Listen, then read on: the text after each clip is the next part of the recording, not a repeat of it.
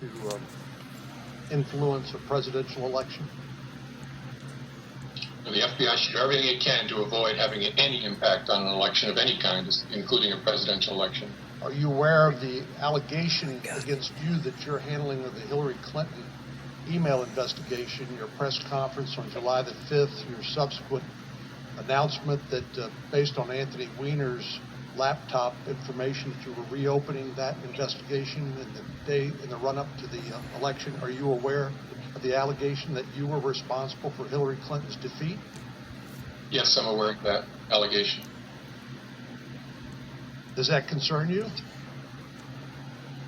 It concerns me whenever anyone has questions about whether the FBI is conducting itself in a competent, honest, independent way.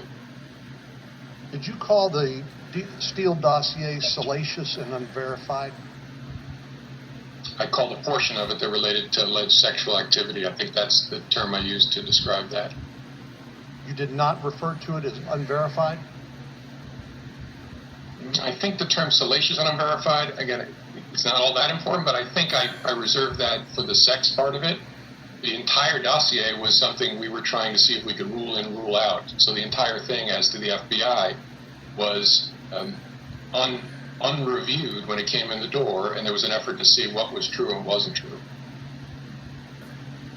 Short of Inspector Horowitz's report, are you aware of any verification of the Steele dossier by the FBI?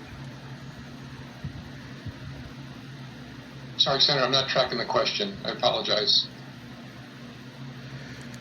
We got a comprehensive report from Inspector General Horowitz on the Steele dossier.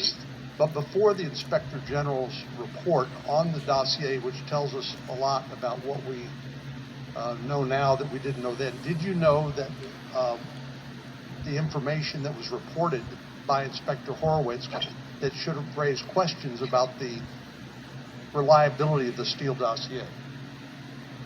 Oh, I see. I'm sorry. I learned a lot about the Steele material and the subsource interviews from the Horowitz report that I didn't know before.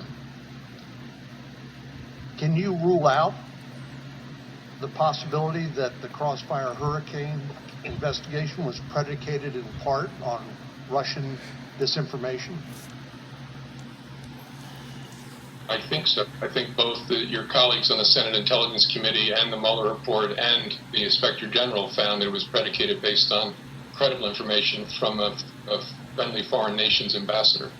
So you're saying even though we know now that the subsource for the Steele investigation, for the Steele dossier was a Russian agent, that doesn't, in your view, taint any of the basis for that investigation?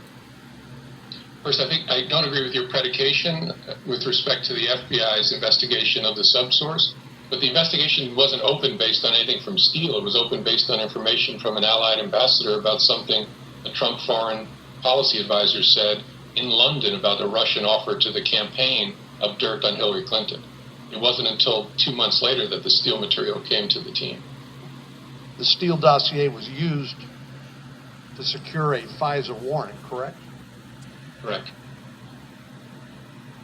Back in January, after the election, the intelligence community submitted a report, intelligence community assessment. Do you recall that? I do. The ICA from January 6th, I think, or 5th. I think that's right. Do you recall a discussion between you and the CIA about whether the Steele dossier should be included as part of the intelligence community assessment? I remember some interaction with my fellow leaders of the intelligence community agencies that were part of that assessment. I don't know whether it was over email or on the phone about how that we were contributing this material to the effort and how they were going to approach it. You don't recall that Director Brennan said eyes, it should not be included as part of the ICA because it has not been verified? I don't know whether it was Brennan. I remember being told that the group's view was it was significant enough and consistent enough with other intelligence that it ought to be included, but it wasn't sufficiently corroborated to be in the body of the intelligence community assessment, so they put a brief summary of it in an annex. Comey, are you a reptilian, dude? Reptilian down. Mr. Comey, you're aware that when we try to reauthorize laws like the Foreign Intelligence Surveillance Act, which is essential to our ability to protect the national security of the United States, there are members of this body and people on the outside who question whether Congress should have that authority, the intelligence community should have that authority, because they think those tools will be abused. Are you familiar generally with that? Yes, I've participated in those reauthorization debates throughout a lot of my career. I know you have.